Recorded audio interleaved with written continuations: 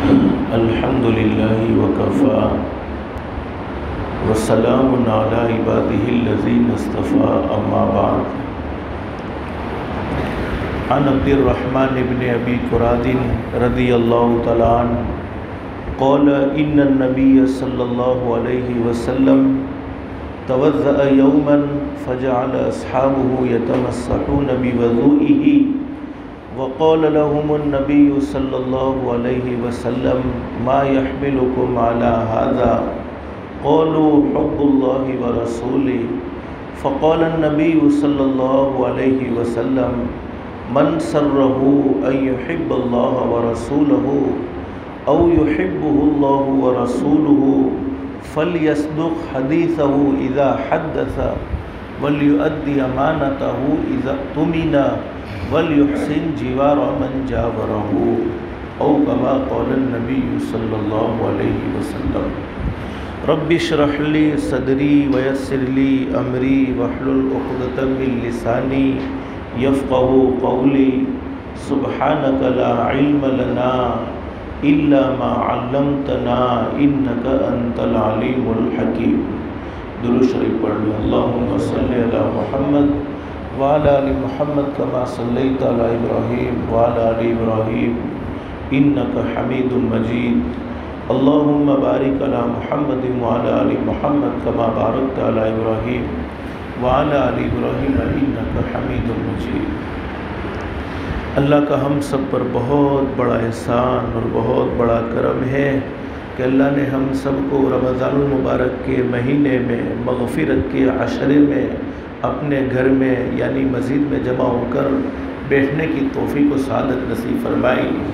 اللہ سے دل سے دعا کر لو اللہ ہم سب کے جمع ہونے کو قبول فرمائے، اور اللہ نے اپنے فضل و کرم سے جیسے ہمیں مسجد میں جمع فرمایا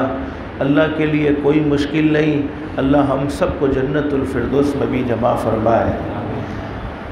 اصل خطاب تو ہمارے مہمان حضرت مولانا حبیب اللہ صاحب دامت برکاتہم کا ہوگا، اس سے پہلے استاد محترم کے حکم سے کچھ باتیں آپ کی خدمت میں رکھنی ہے۔ کوئی لمبی چوڑی بات نہیں، مجھے تو مختصر سا وقت دیا گیا ہے۔ حضرت اقدس نبی کریم صلی اللہ علیہ وسلم کی ایک حدیث میں نے آپ کے سامنے پڑھی ہے۔ یہ حدیث مشکوٰۃ شریف میں موجود ہے۔ حدیث کے بیان کرنے والے ایک بہت اونچے درجے کے صحابی جن کا نام ہے حضرت عبد الرحمن، بولو نام کیا ہے، یاد رکھو تاکہ آپ کو آگے پہنچانے میں کام آئے گی۔ پورا نام ہے حضرت عبد الرحمن ابن ابی قراد رضی اللہ عنہ۔ حضرت نبی کریم صلی اللہ علیہ وسلم کی مبارک زندگی کا ایک عجیب واقعہ ذکر فرماتے ہیں۔ واقعہ یہ ہے کہ ایک مرتبہ ہمارے نبی حضرت محمد الرسول اللہ صلی اللہ علیہ وسلم وضو فرما رہے ہیں، اور حضرت اقدس نبی کریم صلی اللہ علیہ وسلم کے وضو کے پانی کو، یعنی وہ پانی جو ہمارے نبی نے یوز کر لیا ہے، ہمارے نبی کے جسم سے، ہمارے نبی کی باڈی سے ٹچ ہو چکا ہے، اس پانی کو صحابہ کرام نیچے گرنے نہیں دیتے، بلکہ اپنے ہاتھوں میں لے کر اپنے چہرے اور اپنے جسم پر مل رہے ہیں۔ حضرت نبی کریم صلی اللہ علیہ وسلم نے یہ عجیب منظر صحابہ کرام کی محبت کا دیکھا۔ اور میرے بھائیوں یہ بات یاد رکھو، ہمارے نبی حضرت محمد الرسول اللہ صلی اللہ علیہ وسلم کا جسم ہمارے جسم کی طرح نہیں تھا۔ ہمارے پسینے میں بدبو ہے تو ہمارے نبی حضرت محمد الرسول اللہ صلی اللہ علیہ وسلم کے پسینے میں وہ خوشبو جو آج کے مہنگے سے مہنگے عطر میں بھی نہیں ہو سکتی ہے۔ اب ہمارے نبی نے صحابہ کرام سے سوال کر لیا، کیا سوال کیا؟ ما یحملکم علی ھذا، اے میرے صحابہ کرام یہ کام جو تم کر رہے ہو کہ میرے جسم سے لگے ہوئے پانی کو نیچے گرنے نہیں دیتے، بلکہ میرے جسم سے لگے ہوئے پانی کو لے کر تم اپنے ہاتھوں میں اور اپنے چہرے پر مل رہے ہو، آخر کون سی چیز تم ایسا کام کرنے پر مجبور کرتی ہے؟ کون سی چیز تم ایسا کام کرنے پر ابھارتی ہے؟ ہمارے نبی نے صحابہ کرام سے سوال کیا، اور علماء جانتے صحیح حدیث میں موجود ہے صحابہ کرام کے درمیان میں آپس میں کبھی کبھی لڑائی گہرائی ہو جاتی تھی اس بات میں کہ حضرت نبی کریم صلی اللہ علیہ وسلم کے استعمال شدہ پانی کو لینے میں صحابہ کرام کی بھیڑ لگ جاتی تھی۔ جس کے ہاتھ میں آ جاتا وہ لے لیتا، جس کے ہاتھ میں نہ آتا دوسرے کے چہرے سے تری لے کر بھی اپنے چہرے پر ملتا تھا۔ اب اندازہ لگاؤ کہ صحابہ کرام کے دل میں حضرت نبی کریم صلی اللہ علیہ وسلم کے استعمال شدہ پانی کی اتنی قدر و قیمت ہوگی تو آپ کی سنتوں کی اور آپ کے طریقوں کی کتنی قدر و قیمت ہوگی۔ اب ہمارے نبی نے سوال کیا ما یحملکم علی ھذا، اے میرے صحابہ کرام یہ کام جو تم کر رہے ہو کہ میرے جسم سے لگے ہوئے پانی کو نیچے گرنے نہیں دیتے بلکہ اپنے ہاتھوں میں لے کر اپنے چہرے اور اپنے جسم پر مل رہے ہو، آخر کون سی چیز تم ایسا کام کرنے پر مجبور کرتی ہے، کون سی چیز تم ایسا کام کرنے پر ابھارتی ہے؟ تو صحابہ کرام کا جواب سنو، قالوا حب اللہ ورسولی، صحابہ کرام نے فرمایا اللہ کی محبت، اللہ کے نبی حضرت محمد الرسول اللہ صلی اللہ علیہ وسلم کی محبت ہمیں ایسا کام کرنے پر مجبور کرتی ہیں۔ اب دنیا کا اصول یہ ہے، دنیا کا قاعدہ یہ ہے کہ ہم جس سے محبت کرتے ہیں تو ہماری بھی یہ تمنا ہوتی ہے کہ میں جس سے محبت کرتا ہوں سامنے والا بھی مجھ سے محبت کرے، جس سے میں ہمدردی کا معاملہ کرتا ہوں سامنے والا بھی مجھ سے ہمدردی کا معاملہ فرمائے۔ تو حضرت نبی کریم صلی اللہ علیہ وسلم نے اصل محبت کا تقاضا سمجھایا، فرمایا نبی کریم صلی اللہ علیہ وسلم نے فقال النبی صلی اللہ علیہ وسلم من سرہ ان یحب اللہ ورسولہ او یحبہ اللہ ورسولہ، حضرت نبی کریم صلی اللہ علیہ وسلم نے فرمایا جس کا دل یہ چاہتا ہو کہ وہ اللہ سے محبت کرے، بولو ہمارا دل چاہتا ہے کہ نہیں چاہتا؟ جس کا دل یہ چاہتا ہو کہ وہ اللہ سے محبت کرے، اللہ کے نبی حضرت محمد الرسول اللہ صلی اللہ علیہ وسلم سے محبت کرے، یا یہ دل چاہتا ہو کہ اللہ خود سے محبت کرے، اللہ کے نبی حضرت محمد الرسول اللہ صلی اللہ علیہ وسلم خود سے محبت کرے، تو ہمارے نبی نے فرمایا اسے چاہیے کہ وہ 3 کام کریں گے انشاءاللہ رمضان کے مہینے میں ہم 3 کام کریں گے۔ اللہ کی ذات عالی سے امید ہے اللہ سے ہم محبت کرنے والے ہوں گے، ہمارے نبی سے ہم محبت کرنے والے ہوں گے، اور ہمارا پیدا کرنے والا اللہ خود بھی ہم سے محبت کرے گا، اور ہمارے نبی حضرت محمد الرسول اللہ صلی اللہ علیہ وسلم خود بھی ہم سے محبت کریں گے۔ اس میں سب سے پہلا کام فَلْيَصْدُقْ حَدِيثَهُ إِذَا حَدَّثَ، جب بھی بات کرے تو سچی بات کرے، اپنی زبان سے جھوٹ نہ بولے۔ اس کو لوگ معمولی گناہ سمجھتے ہیں، حالانکہ حدیث شریف میں فرمایا نبی کریم صلی اللہ علیہ وسلم نے بعض دفعہ آدمی اپنی زبان سے کوئی ایسی بات کہہ دیتا ہے حالانکہ وہ بات اچھی ہوتی ہے، جیسے ہم نے اپنی زبان سے کہہ دیا سبحان اللہ الحمدللہ اللہ اکبر، کوئی اچھی بات اپنی زبان سے کہہ دی، اس بات کی اس کے نزدیک تو کوئی وقت نہیں ہے، کوئی اہمیت نہیں ہے، لیکن اس بات کو کہنے کی وجہ سے وہ جنت کا مستحق بن جاتا ہے۔ اور بعض دفعہ اپنی زبان سے کوئی ایسی بری بات کہہ دیتا ہے، اس بات کو وہ برا سمجھتا بھی نہیں، حالانکہ حدیث شریف میں فرمایا نبی کریم صلی اللہ علیہ وسلم،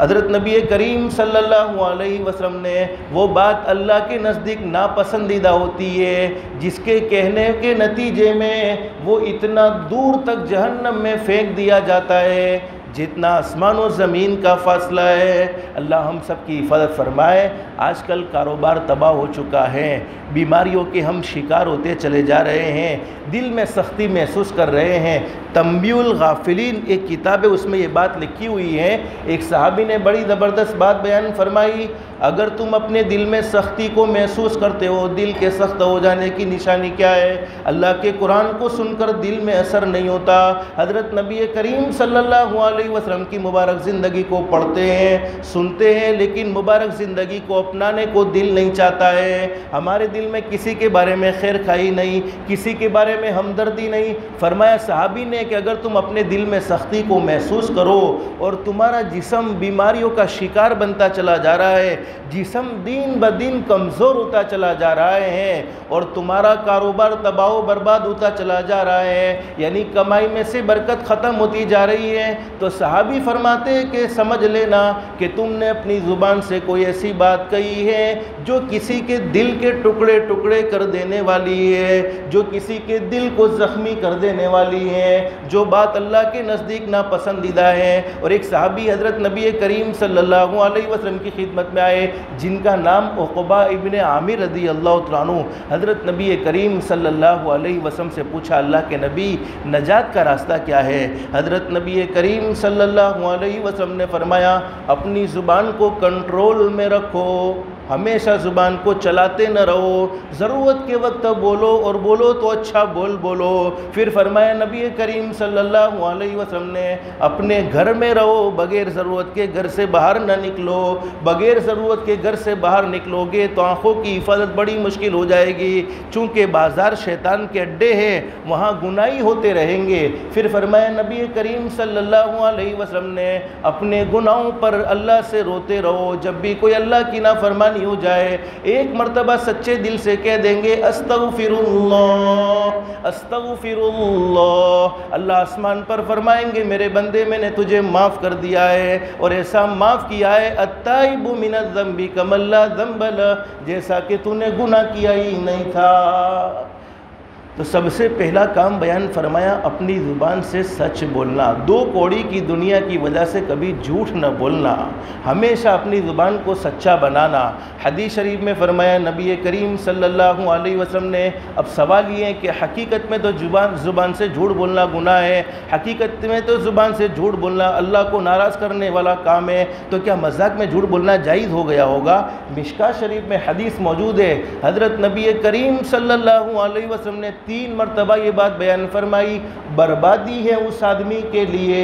ہلاکت ہے اس آدمی کے لیے۔ کون کہہ رہا ہے؟ شہنشاہ کائنات حضرت محمد الرسول اللہ صلی اللہ علیہ وسلم، جو اپنی مرضی سے کبھی نہیں بولتے تھے۔ اللہ کا قرآن کہتا ہے وَمَا يَنْتِقُ عَنِ الْهَوَىٰ إِنْ هُوَ إِلَّا وَحْيٌ يُوحَىٰ، اللہ فرماتے میرے نبی کبھی اپنی مرضی سے نہیں بولتے تھے، میرے نبی کبھی اپنی مرضی سے بات نہیں کرتے تھے، میرے محبوب جو بھی بولتے تھے زبان محبوب دو عالم صلی اللہ علیہ وسلم کی ہوا کرتی تھی، کلام تو خود رب العالمین کا ہوتا تھا۔ ہمارے نبی نے 3 مرتبہ فرمایا بربادی ہے اس آدمی کے لیے، بربادی ہے اس آدمی کے لیے، بربادی ہے اس آدمی کے لیے جو لوگوں کو ہنسانے کے لیے مذاق میں جھوٹ بولے۔ ایک مرتبہ حضرت اقدس نبی کریم صلی اللہ علیہ وسلم کی ذات گرامی تشریف فرما ہے، دیہات کے رہنے والے ایک صحابی حضرت نبی کریم صلی اللہ علیہ وسلم کی خدمت میں آئے اور حضرت نبی کریم صلی اللہ علیہ وسلم سے فرمایا انی لا اصوم الا الشہر۔ ہمارے نبی سے کہہ رہے ہیں کہ اللہ کے نبی دیہات کے رہنے والے یعنی گامڑے کے رہنے والے صحابی آئے اور ہمارے نبی سے فرمایا انی لا اصوم الا الشہر،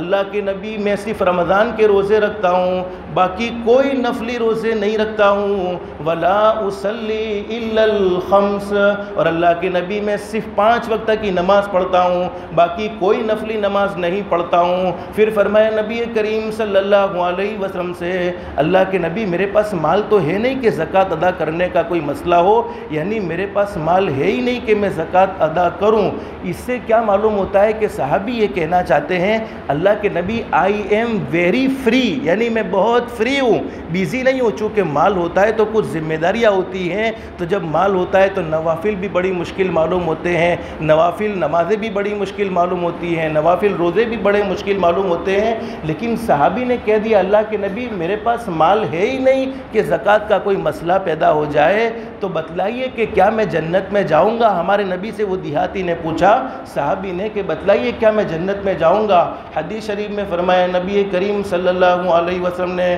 ہاں میرے صحابی اگر تم اس حال میں دنیا سے چلے گئے تو ضرور جنت میں داخل ہو جاؤ گے۔ اب صحابی نے پوچھ لیا امعک یا رسول اللہ صلی اللہ علیہ وسلم، اللہ کے نبی میں اکیلا جنت میں جانا نہیں چاہتا بلکہ آپ کے ساتھ جانا چاہتا ہوں۔ اکیلے جنت میں کیا مزہ آئے گا؟ تو اب بتلائیے کہ میں آپ کے ساتھ جنت میں جاؤں گا یا نہیں جاؤں گا؟ حدیث شریف میں فرمایا نبی کریم صلی اللہ علیہ وسلم فتبسم رسول اللہ صلی اللہ علیہ وسلم، اللہ کے نبی نے وہ دیہاتی آدمی کی باتوں کو سن کر مسکرانا شروع کر دیا، اور حضرت نبی کریم صلی اللہ علیہ وسلم نے مسکراتے ہوئے فرمایا صرف رمضان کے روزے رکھنے ہیں، صرف 5 وقت کی نمازیں پڑھنی ہیں اور میرے ساتھ جنت میں داخل ہونا ہے؟ صحابی نے کہہ دیا ہاں اللہ نبی جاؤ ہے تو تمہارا ساتھ ہے، جیکلا جنت میں جواما کوئی مزہ نہ تھی۔ تو حضرت نبی کریم صلی اللہ علیہ وسلم نے فرمایا اگر میرے ساتھ جنت میں جانا چاہتے ہو، فرمایا ان حفظت لسانک من اثنین وقلبک من اثنین وعینیک من اثنین۔ حضرت نبی کریم صلی اللہ علیہ وسلم نے فرمایا اگر میرے ساتھ جنت میں جانا چاہتے ہو تو اپنی زبان کو 2 چیزوں سے بچا لو۔ ان حفظت لسانک من اثنین، نمبر 1 جھوٹ سے اپنی زبان کو بچا لو کہ کبھی اپنی زبان سے جھوٹ مت بولو، جھوٹ بول کر کاروبار نہ کرو، چاہے آپسی معاملات کیوں نہ ہو، چاہے تجارت کیوں نہ ہو، چاہے مذاق کیوں نہ ہو، جھوٹ ہرگز نہ بولو۔ اور دوسری بات بیان فرمائی والغیبہ، کسی کی غیبت نہ کرو، پیٹھ پیچھے برائیاں نہ کرو، 2 چیزوں سے اپنی زبان کو بچا لو۔ وقلبک من اثنین، اپنے دل کو بھی 2 چیزوں سے بچا لو، نمبر 1 حسد، کسی کے بارے میں کسی کی نعمتوں کو دیکھ کر جلو مت، اور نمبر 2 دشمنی، جیسے مولانا نے کل کینہ کے متعلق تفصیلی باتیں ہمارے سامنے ذکر فرمائی ہیں، جس کے نتیجے میں دشمنی اور حسد دلوں میں ہوتا ہے تو اللہ پاک نیک اعمال کی توفیق بھی چھین لیتے ہیں۔ یہاں تک علماء نے لکھا ہے کہ جس کے دل میں کینہ اور حسد ہوتا ہے اللہ پاک اس سے توبہ کی توفیق بھی چھین لیتے ہیں۔ اللہ ہم سب کی حفاظت فرمائے۔ پھر فرمایا نبی کریم صلی اللہ علیہ وسلم نے میرے ساتھ جنت میں جانا چاہتے ہو تو اپنی آنکھوں کو 2 چیزوں سے بچا لو۔ وَعَيْنٍ إِنْ حَفِظْتَ لِسَانَكَ مِنْ اثْنَيْنِ وَقَلْبَكَ مِنْ اثْنَيْنِ وَعَيْنَيْكَ، یعنی اپنی آنکھوں کو 2 چیزوں سے بچا لو۔ کون سی 2 چیزیں؟ نمبر 1 کبھی حرام نہ دیکھو، اللہ نے جن چیزوں کو دیکھنے سے روکا ہے وہ نہ دیکھو، اور نمبر 2 اپنی آنکھوں سے کسی کو حقیر اور ذلیل نگاہوں سے نہ دیکھو۔ اللہ ہم سب کی حفاظت فرمائے۔ تو اگر ہم چاہتے ہیں کہ اللہ بھی ہم سے محبت کرے، ہمارے نبی حضرت محمد الرسول اللہ صلی اللہ علیہ وسلم کی ذات گرامی بھی ہم سے محبت کرے، تو سب سے پہلا کام حدیث شریف میں بیان فرمایا اپنی زبان کو سچا بناؤ۔ سچ بولیں گے انشاءاللہ؟ آئے حضرت مولانا کہ نہیں آئے ابھی؟ آئے؟ اللہ ہم سب کو عمل کی توفیق نصیب فرمائے۔ اصل حضرت کا انتظار ہے، اسی انتظار میں باتوں کو تھوڑا سیٹ کر کے بات کر رہا ہوں۔ اللہ ہم سب کو عمل کی توفیق نصیب فرمائے۔ حدیث شریف میں موجود ہے ایک مرتبہ حضرت نبی کریم صلی اللہ علیہ وسلم تشریف فرمائے، ایک جوان اللہ کے نبی کے پاس آئے اور کہا اللہ کے نبی سے اللہ کے نبی میں نے آپ کے پورے دن کا مطالعہ کر لیا ہے، آپ کے پورے دن کی تحقیق کر لی، بالکل سچا ہے، اور واقعاً ہمارے نبی کا دین بولو سچا ہے، اس لیے کہ آپ نے اخلاق کی تعلیم دی، آپ نے لوگوں کے ساتھ حسن سلوک کرنے کو کہا، آپ نے ماں باپ کے ساتھ اچھا سلوک کرنے کو کہا، آپ نے رشتہ داروں کے ساتھ اچھا سلوک کرنے کو کہا۔ تو حضرت نبی کریم صلی اللہ علیہ وسلم کے پاس ایک جوان آئے اور حضرت نبی کریم صلی اللہ علیہ وسلم کی خدمت میں آ کر فرمایا اللہ کے نبی میں نے آپ کے دین کا مطالعہ کیا، بالکل سچا ہے، لیکن میں قبول نہیں کروں گا۔ اب ہمارے نبی نے فرمایا اللہ کے بندے پورے دن کی تحقیق کر کے آئے ہو اور سچے ہونے کا اقرار بھی کرتے ہو، پھر قبول کیوں نہیں کرتے؟ تو جوان نے کہہ دیا اللہ کے نبی قبول کرنے کو تو دل چاہتا ہے، لیکن مجھ میں 4 خرابیاں ایسی ہیں، 4 فالٹ ایسے ہیں، 4 عیب ایسے ہیں کہ ان 4 خرابیوں کا آپ کے دین سے کوئی تعلق نہیں ہے، اور اگر آپ کے مذہب کو قبول کرتا ہوں یعنی مذہب اسلام کو قبول کرتا ہوں تو ان 4 خرابیوں کو مجھے چھوڑنا پڑتا ہے، اور وہ 4 خرابیاں مجھ میں چھوڑنے کی ہمت نہیں ہے۔ لیکن چونکہ اس زمانے کے لوگ دلوں کے بڑے پاک اور صاف ہوا کرتے تھے، ہماری طرح کلمہ پڑھنا ہوتا تو ابو جہل کے لیے کوئی مشکل نہیں تھا، ابو لہب کے لیے کوئی مشکل نہیں تھا، لیکن وہ لوگ جانتے تھے کہ حضرت نبی کریم صلی اللہ علیہ وسلم کی ذات گرامی پر اگر ہم نے ایمان کو قبول کر لیا تو ہمیں اپنی مرضی چھوڑنی ہوگی، رب کی مرضی کے موافق زندگی گزارنی ہوگی۔ لیکن وہ جوان نے نے کہہ دیا اللہ کے نبی 4 برائیاں مجھ میں ایسی ہے کہ ان 4 برائیوں کا آپ کے دین سے کوئی تعلق نہیں، لیکن ہاں اللہ کے نبی اگر میں آپ کے ہاتھ پر ایمان قبول کر لو تو 4 برائیاں تو نہیں چھوڑوں گا، لیکن آپ کے کہنے پر کوئی ایک برائی چھوڑ دوں گا۔ اب حضرت نبی کریم صلی اللہ علیہ وسلم کو تو اپنی امت سے محبت تھی، ہر وقت یہ فکر رہا کہ میری امت کا ہر آدمی جنتی بن جائے، میری امت کا ہر آدمی کامیاب ہو جائے۔ حضرت نبی کریم صلی اللہ علیہ وسلم نے پوچھا بتاؤ اللہ کے بندے کون سی 4 برائیاں ہیں؟ فرمایا حضرت نبی کریم صلی اللہ علیہ وسلم سے اس جوان نے، اللہ کے نبی سب سے پہلی برائی تو یہ ہے کہ میں زنا کا عادی ہوں۔ بولو اسلام میں اس کا کوئی تعلق ہے؟ اسلام سے اس کا کوئی تعلق ہے؟ بلکہ حدیث شریف میں موجود ہے شرک کے بعد اگر اس روئے زمین پر سب سے بڑا کوئی گناہ ہے تو زنا کاری ہے۔ پھر فرمایا نبی کریم صلی اللہ علیہ وسلم سے اللہ کے نبی میں چوری کرنے کا عادی ہوں۔ بولو چوری کا اسلام سے کوئی تعلق ہے؟ قرآن کریم میں فرمایا والسارق والسارقۃ فاقطعوا ایدیہما، چوری کرنے والا مرد ہو یا چوری کرنے والی عورت ہو اس کے ہاتھ کو کاٹ دیا جائے گا۔ پھر کہا کہ اللہ کے نبی میں شراب پینے کا بھی عادی ہوں۔ بولو شراب کا اسلام سے کوئی تعلق ہے؟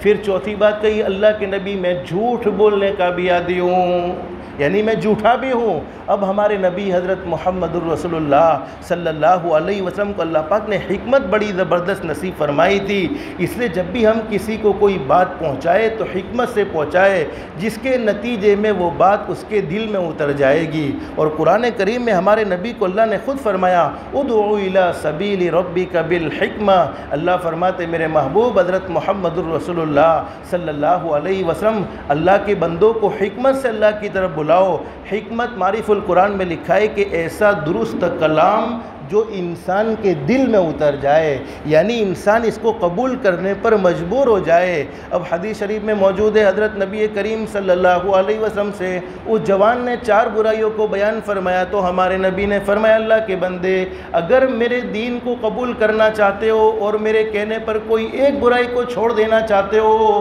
تو جھوٹ بولنا چھوڑ دینا۔ اب وہ تو بڑا خوش ہو گیا، ویری ایزی اسلام تو بہت آسان ہے، صرف جھوٹ نہیں بولنا۔ اللہ کے نبی نے مجھے زنا کرنے سے نہیں روکا، شراب چھوڑنے کو نہیں کہا، ارے چوری چھوڑنے کو نہیں کہا، زنا چھوڑنے کو نہیں کہا، اور بولو چھوڑنے کو کہا تو کیا کہا؟ صرف جھوٹ چھوڑنے کو کہا۔ لیکن گزشتہ کل میں نے آپ کو بتلایا تھا جس کو اللہ کے ولی کی ایک گھڑی کی صحبت مل جائے اس کی زندگی سنور جاتی ہے، اس کا مقدر بن جاتا ہے۔ تو بولو جس کو اللہ کے نبی کی صحبت ملے اس کا مقدر سنورے گا کہ نہیں سنورے گا؟ اب رات کو حدیث شریف میں لکھا ہے کہ رات کو اپنے گھر پر آیا، اور یہ سارے کام کاج کب ہوتے تھے؟ رات ہی میں تو ہوتے ہیں۔ اب شیطان تو انسان کا کھلا ہوا دشمن، کہا کہ حضرت تیار ہو جاؤ، شیطان کہہ رہا ہے تیار ہو جاؤ زنا کے لیے، اس لیے کہ تم نے اللہ کے نبی سے وعدہ تو صرف جھوٹ نہ بولنے کا کیا ہے، زنا کا کون سا وعدہ ہے؟ تیار ہو جاؤ، چلو آج فلانی لڑکی کے پاس چلتے ہیں، آج فلانی لڑکی کے ساتھ یہ معاملہ ہوگا۔ لیکن اللہ کے نبی کی صحبت مل چکی تھی، اللہ کے نبی کی توجہ دل پر آ چکی تھی، فوراً سوچا، دوسرے مرحلے میں دل میں یہ بات آ گئی اگرچہ میں نے اللہ کے نبی سے زنا کا وعدہ نہیں کیا، یعنی زنا چھوڑنے کا وعدہ نہیں کیا، صرف وعدہ تو جھوٹ چھوڑنے کا کیا ہے، لیکن کل میرے محبوب نے اپنی مجلس میں پوچھا کہ بتاؤ تم نے زنا کیا تھا یا نہیں کیا تھا، تو کیا جواب دوں گا؟ اگر ہاں کہتا ہوں تو اسلام میں جو سزا ہے وہ سزا مجھ پر عائد تو ہوگی، اس میں کوئی رعایت ہونے والی نہیں ہے، اور نہ کہتا ہوں تو اللہ کے نبی سے کیے ہوئے وعدے کی خلاف ورزی ہو جائے گی، چنانچہ مجھ میں یہ گناہ کرنے کی ہمت نہیں ہے۔ تو بولو جھوٹ چھوڑنے کی وجہ سے کیا چھوٹا؟ زنا چھوٹ گیا۔ اب فوراً چوری کا ارادہ کر لیا، چوری کے ارادے سے گھر سے باہر نکلا، فوراً شیطان نے کہہ دیا چلو چوری کے لیے، چونکہ وعدہ تو جھوٹ نہ بولنے کا کیا ہے، لیکن دوسرے مرحلے میں دل میں یہی بات آ گئی کہ حضرت نبی کریم صلی اللہ علیہ وسلم نے اپنی مجلس میں پوچھ لیا کہ بتلاؤ تم نے چوری کی تھی یا نہیں کی تھی؟ ہاں کہتا ہوں تو بولو کیا ہوگا؟ ہاتھ کاٹ دیے جائیں گے، چونکہ اسلام کی سزا ہے، اور نہ کہتا ہوں تو اللہ کے نبی سے کیے ہوئے وعدے کی خلاف ورزی ہو جائے گی، چنانچہ مجھ میں چوری کرنے کی بھی اب تو ہمت نہیں ہے۔ اب تیسرا گناہ تھا، شراب کی بوتل سامنے ہے، شیطان کہتا ہے شراب کی بوتل پی لے، چونکہ وعدہ شراب چھوڑنے کا نہیں کیا، لیکن فوراً اسی مرحلے میں دل میں یہی بات آ گئی، کل میرے محبوب نے اپنی مجلس میں پوچھا تو کیا جواب دوں گا؟ ہاں کہتا ہوں تو اسلام کی سزا مجھ پر عائد ہوگی، اور نہ کہتا ہوں تو حضرت حضرت نبی کریم صلی اللہ علیہ وسلم سے کیے ہوئے وعدے کی خلاف ورزی ہو جائے گی، چنانچہ مجھ میں شراب پینے کی بھی ہمت نہیں۔ بولو چاروں چار گناہ اب چھوڑ گئے، پوری رات اسی میں گزر گئی۔ صبح میں حضرت نبی کریم صلی اللہ علیہ وسلم کی خدمت میں آئے، فرمایا اللہ کے نبی میں نے کوئی گناہ نہیں کیا۔ ہمارے نبی مسکرا رہے تھے اور ہمارے نبی نے فرمایا ان الصدق یہدی الی البر، سچائی انسان کو نیکی کی طرف لے جاتی ہے، وان البر یہدی الی الجنہ، اور نیکی انسان کو جنت کی طرف لے جاتی ہے۔ اور حدیث شریف میں ہمارے نبی نے فرمایا میرا وہ امتی جو ہمیشہ سچ بولنے کا عادی ہوتا ہے، کبھی بھی 1 روپے 2 روپے کی لالچ میں کبھی جھوٹ نہیں بولتا، اللہ پاک اسے آسمان پر صدیق کے نام سے پکارتے ہیں۔ اور علماء جانتے ہیں انبیاء کرام کے بعد اگر کسی کا مقام ہے تو بولو صدیقین کا مقام ہے۔ حدیث شریف میں ہمارے نبی نے فرمایا سچائی انسان کو، اگر آدمی سچ بولنے کا عادی ہوگا تو نہ چاہتے ہوئے بھی وہ نیکی کرے گا۔ بعض اعمال کا کچھ خاصہ ہوتا ہے، جیسے حلال کھانے کا عادی ہوتا ہے تو نہ چاہتے ہوئے بھی نیک اعمال کا جذبہ پیدا ہوگا، سچ بولنے کا عادی ہوگا تو نہ چاہتے ہوئے بھی نیک اعمال کا جذبہ پیدا ہوگا، اور وہ نیکی انسان کو جنت کی طرف لے جائے گی۔ پھر فرمایا وَإِنَّ الْكِذْبَ يَهْدِي إِلَى الْفُجُورِ، جھوٹ انسان کو برائیوں کی طرف لے جائے گا۔ اب 2 روپے کی 5 روپے کی حرام چھے مارا گھر میں آٹلا میں پڑتو پڑ نہ تھی، حالانکہ حدیث شریف میں موجود ہے حضرت نبی کریم صلی اللہ علیہ وسلم کا ارشاد علی ہے جس نے اپنے پیٹ میں حرام کا 1 لقمہ ڈال دیا، صحیح حدیث میں یہ بات موجود ہے، اللہ پاک اس کی 40 دن تک کی نمازوں کو قبول نہیں فرماتے اور 40 دن تک کی اس کی دعائیں قبول نہیں ہوتی۔ اب ہم جھوٹ بول کر جو انکم کرتے ہیں، جھوٹ بول کر جو نفع حاصل کرتے ہیں، علماء فرماتے وہ انکم حلال نہیں ہوتی بلکہ حرام ہوتی ہے۔ اللہ ہم سب کی حفاظت فرمائے۔ تو کیا فرمایا وَإِنَّ الْكِذْبَ، جھوٹ انسان کو برائیوں کی طرف لے جائے گا، وَإِنَّ الْفُجُورَ يَهْدِي إِلَى النَّارِ، جھوٹ انسان کو گناہوں کی طرف، برائیوں کی طرف، اور برائیاں انسان کو جہنم کی طرف لے جائے گی۔ اور حدیث شریف میں ہمارے نبی نے فرمایا میرا وہ امتی جو مسلسل جھوٹ بولنے کا عادی ہے، اللہ پاک آسمان پر اسے کذاب کے نام سے پکارتے ہیں۔ اللہ ہم سب کی حفاظت فرمائے۔ تو جھوٹ ایک ایسی کیچی ہے جو احباب کے تعلقات کو ختم کر کے رکھ دیتی ہے، جھوٹ ایک ایسی دمک ہے یعنی ایسی ادھئی ہے جو انسان کی شخصیت کو ختم فرما دیتی ہے۔ تو پہلی بات بیان فرمائی حدیث شریف میں فَلْيَصْدُقْ حَدِيثَهُ اِذَا حَدَّثَ، جب بھی بات کرو تو سچی بات کرو، اپنی زبان سے جھوٹ نہ بولو۔ اب دوسری بات بیان فرمائی نبی کریم صلی اللہ علیہ وسلم نے وَلْيُؤَدِّيَ امانتہ اذا اؤتمنا، جب بھی تمہارے پاس کوئی امانت رکھی جائے تو اس کی ادائیگی کا اہتمام کرو۔ اب ہماری سوچ کیا ہوتی ہے جب بھی ہم امانت کا لفظ سنتے ہیں تو کیا سوچ ہوتی ہے کہ کسی نے کوئی چیز ہمیں رکھنے دی اور اس کو وقت پر واپس لوٹا دیا، یہ امانت داری کا اہتمام ہے۔ حقیقت یہ ہے کہ ہاں یہ بھی امانت ہے، لیکن بہت ساری چیزیں ہمارے پاس امانت ہے۔ ایمان امانت ہے، اللہ پاک نے ہمیں ایمان کی دولت سے مالا مال فرمایا۔ زندگی امانت ہے، جیسے کل حضرت مولانا نے فرمایا کہ ہمارا جسم بھی امانت ہے، ہم اپنے جسم کے خود مالک نہیں ہیں بلکہ اللہ پاک نے زندگی دینے کے بعد زندگی کا مقصد سمجھایا، اور قرآن کریم میں اللہ رب العالمین فرماتے ثم لتسألن یومئذ عن النعیم، اللہ فرماتے میرے بندو دنیا کی مختصر سی زندگی میں جتنی بھی نعمتیں ملی ہیں، چاہے زندگی ملی ہو، جوانی ملی ہو، مال ملا ہو، ایمان ملا ہو، تمہارے گھر میں قرآن کریم موجود ہے، ہر نعمت کے بارے میں کل اللہ پاک تم سے سوال کرنے والے ہیں کہ تم نے زندگی کا کیا حق ادا کیا ہے، مقصد کے تحت زندگی گزاری ہے یا مقصد کے خلاف زندگی گزاری ہے، ارے تم نے ایمانی زندگی گزاری ہے یا غیروں کے طریقے پر زندگی گزاری ہے، تمہارے گھر میں قرآن کریم موجود تھا، ہمیشہ تم اپنے ہاتھ میں موبائل کو رکھتے تھے یا پھر قرآن کریم کی تلاوت بھی کیا کرتے تھے، مال تمہارے پاس موجود تھا، مال کے ذریعے تم نے غریبوں کے ساتھ احسان کا معاملہ کیا یا پھر مال کو فضول خرچی میں اڑاتے رہے، ہر نعمت کے بارے میں، ہر امانت کے بارے میں اللہ پاک سوال فرمانے والے ہیں۔ اور تیسری بات بیان فرمائی نبی کریم صلی اللہ علیہ وسلم نے وَلْيُحْسِنْ جِوَارَ مَنْ جَاوَرَهُ، حدیث شریف تو آپ کو یاد ہے نا، اللہ کے نبی حضرت محمد الرسول اللہ صلی اللہ علیہ وسلم وضو فرما رہے تھے، صحابہ کرام حضرت نبی کریم صلی اللہ علیہ وسلم کے وضو کے پانی کو نیچے گرنے نہیں دیتے بلکہ اپنے ہاتھوں میں لے کر اپنے چہرے اور اپنے جسم پر مل رہے تھے۔ ہمارے نبی نے یہ منظر دیکھ کر صحابہ کرام سے پوچھا، ما یحملکم علی ھذا، اے میرے صحابہ کرام یہ کام جو تم کر رہے ہو آخر کون سی چیز تمہیں ایسا کام کرنے پر مجبور کرتی ہے، ابھارتی ہے؟ تو صحابہ کرام نے جواب دیا، قولوا حب اللہ ورسولہ، اللہ اور اللہ کے رسول کی محبت میں ہم ایسا کام کرتے ہیں۔ پھر حضرت نبی کریم صلی اللہ علیہ وسلم نے اصل محبت کا تقاضا سمجھایا، فقال النبی صلی اللہ علیہ وسلم من سرہ ان یحب اللہ ورسولہ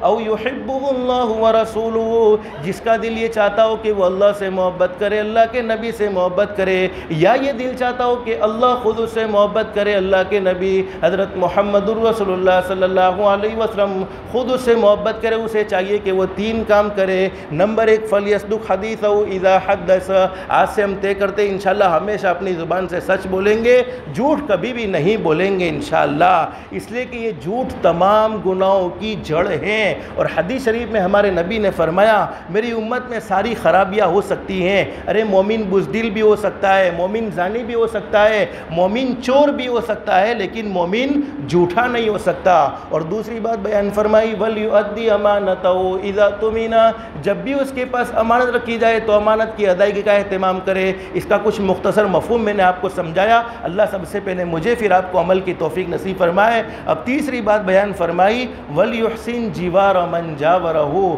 اپنے پڑوسیوں کے ساتھ اچھا سلوک کرے۔ حدیث شریف میں پڑوسیوں کے ساتھ اچھا سلوک کرنے کی تعلیم دی، لیکن ہمیں تو اپنوں کے ساتھ بھی اچھا معاملہ کرنا ہے، غیروں کے ساتھ بھی اچھا معاملہ کرنا ہے۔ جیسے گزشتہ کل میں نے آپ کو بتلایا تھا، اخلاق مصطفیٰ زندگی میں ہوتے ہیں تو اللہ پاک دلوں کو ولی بنا دیتا ہے، اللہ اپنا مقرب بندہ بنا لیتے ہیں۔ لیکن حقوق اور ایک بات یاد رکھو، حقوق اللہ کی کوتاہیوں کو اللہ پاک اپنے فضل و کرم سے چاہے تو معاف کر دیتے ہیں، چاہے تو پکڑ کر لے، یہ اللہ کو اختیار ہے، لیکن حقوق العباد کی کوتاہی کو اللہ پاک اس وقت تک معاف نہیں کرتے جب تک کہ بندوں سے معافی نہ مانگی جائے۔ تو پڑوسیوں کے ساتھ بھی اچھا سلوک ہونا چاہیے۔ اور حدیث شریف میں ہمارے نبی نے فرمایا، جو آخرت پر ایمان رکھتا ہو، اللہ پر ایمان رکھتا ہو، اس کو چاہیے کہ وہ اپنے پڑوسیوں کے ساتھ بھلائی کا معاملہ کرے، اپنے پڑوسیوں کو تکلیف نہ پہنچائے، اپنے پڑوسیوں کو دکھ نہ پہنچائے۔ تو یہ تیسری بات حدیث شریف میں بیان فرمائی۔ حضرت اقدس آئے کہ نہیں آئے؟ آ گئے حضرت؟ آ رہے؟ حضرت مولانا کا حکم تھا کہ جب تک حضرت آوے تب تک کچھ باتیں اللہ ہم سب کو عمل کی توفیق نصیب فرمائے۔ اب کل ہی کی بات پر آ جاؤ، دیکھو صلی اللہ پاک نے ہمیں موقع نصیب فرمایا ہے، اللہ ہمیں اس کی قدردانی کی توفیق نصیب فرمائے۔ اللہ کے ولیوں کی زیارت یہ بھی بہت بڑی چیز ہے۔ تنبیہ الغافلین میں یہ بات لکھی ہے، جس نے اللہ کے ولی کی زیارت کی گویا اس نے اللہ کے نبی کی زیارت کی، جس نے اللہ کے ولی سے مصافحہ کیا گویا اس نے اللہ کے نبی سے مصافحہ کیا، اور جو اللہ کے ولیوں کی صحبت میں بیٹھا، حدیث شریف میں فرمایا نبی کریم صلی اللہ علیہ وسلم نے وہ جنت میں میرے ساتھ ہوگا۔ اب حضرت اقدس تشریف لا چکے ہیں، حضرت اقدس کی ہم باتیں سنیں گے انشاءاللہ، اور عمل کی نیت بھی کریں گے انشاءاللہ۔ جتنی بھی باتیں سنیں عمل کی نیت سے سنیں گے انشاءاللہ۔